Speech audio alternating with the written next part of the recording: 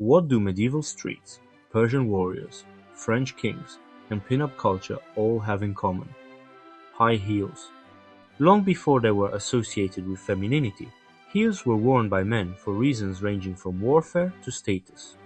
Today, we're uncovering the unexpected story behind one of fashion's most misunderstood inventions. In medieval Europe, city streets were often filthy, so both men and women wore wooden pattens platforms strapped beneath their shoes to lift themselves above the mud and waste. Over time, this idea merged with the shoe itself, creating the chopine, which by the early 15th century could reach astonishing heights of up to 15 inches. Venice eventually attempted to restrict chopines to 3 inches, though the law was widely ignored. Toward the end of Elizabeth I's reign, Cavalier riding boots became fashionable. The earliest versions had modest heels, but by the period of the English Civil War, men's stacked heels of around 2 inches had become normal. The closest ancestors of today's high heels, however, developed far from Europe. Beginning in the 10th century, Persian cavalrymen wore heeled riding footwear, galesh, to keep their feet secure in the stirrups. The elevated heel also stabilized riders who stood upright while shooting arrows from horseback. By the 1600s, a 1-inch heel was standard for Persian horsemen, whether mounted or on foot. Because horse ownership signaled wealth, heeled shoes soon came to represent prestige and social standing. Here, a 17th century illustration from a manuscript of the Book of Moses shows 2 richly dressed Persians, clothed in embroidered robes, silk trousers, and high-heeled shoes discovering the infant Moses in his basket. The image blends Persian, Islamic, and Jewish artistic traditions. High-heeled footwear reached Europe in the early 1600s through Persian envoys sent by Shah Abbas the Great. European men adopted the style to signal aristocratic status. Only those free from manual labor could afford to wear such impractical and decorative shoes. 17th century male fashion emphasized the legs, so heels, colorful tight stockings, and loose breeches were all used to highlight the calves and thighs. Portraits from this era, such as one showing Archduke Albert visiting a collector's cabinet, typically depict male sitters turning their bodies to show off their elegant legs and heeled footwear. Royalty embraced the trend as well. Louis XIII introduced red heels at the French court, and under Louis XIV, the height and color of one's heels became direct indicators of rank. In the year 1670, the Sun King issued a decree restricting the right to wear heels to the nobility. Red heels, in particular, were reserved for those he favored. In court paintings, the color of a man's heel often reveals whether he enjoyed the king's approval. The bright red symbolized wealth because the wearer did not have to soil his shoes and dominance, hinting at the power to tread down one's enemies. As heels spread beyond the aristocracy, elites demanded taller and more elaborate designs to maintain distinction. When women began adopting heels in the later 17th century, fashion gradually separated masculine and feminine styles. Men's heels became sturdier and thicker, while women's grew slimmer and more decorative. A painting by William Hogarth from 1730 shows this divergence clearly.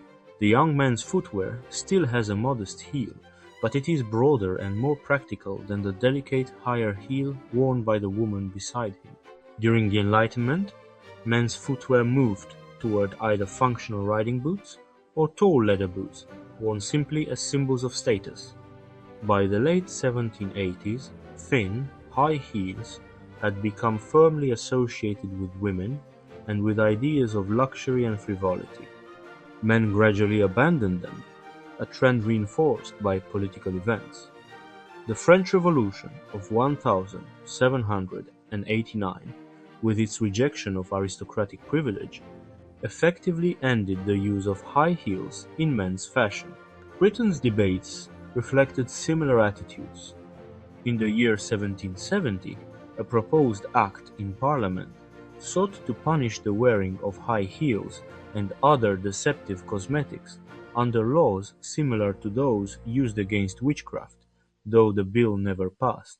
In the early 19th century, Hessian boots resembling modern cowboy boots were popular among fashionable men of the Regency era. After the Battle of Waterloo, these high-heeled boots faded from style, replaced by the lower-heeled Wellington boot, which became associated with the Duke of Wellington. Heels disappeared from mainstream fashion, but returned in the 1860s, typically rising to about 2.5 inches. New styles such as the Pinetto and Cromwell heels appeared. Industrialization also accelerated production. The development and mass adoption of the sewing machine in the mid-19th century made it far easier and cheaper to shape the heel, stitch the upper, and attach it to the sole. The 20th century brought drastic changes. During both World Wars, materials like leather, rubber, and silk were diverted to the military, so women's heels were often made with cork or wooden soles. After World War II, international communication through film and photography spread Western fashion across the world. In the early post-war era, women commonly wore brown and white pumps with open toes, cutouts, and ankle straps.